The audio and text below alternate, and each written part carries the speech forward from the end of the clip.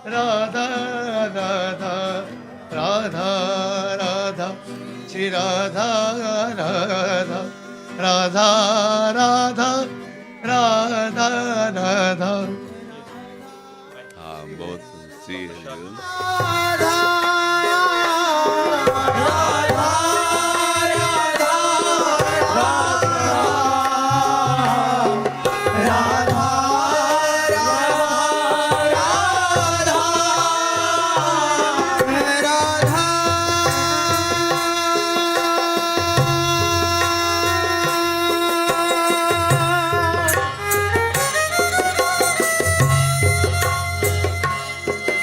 Radha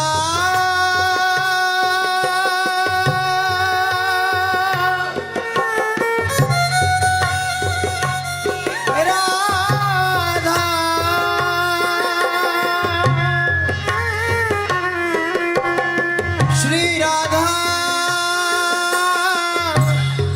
हे Radha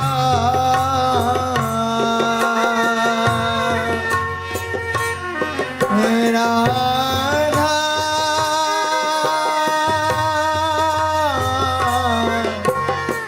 हे Radha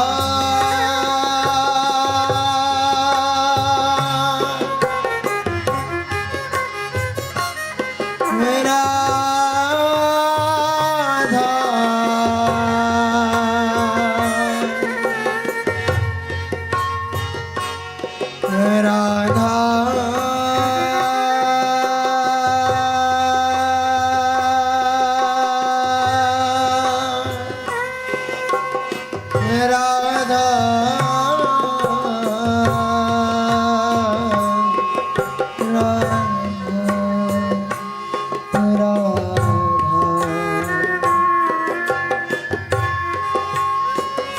Radha Radha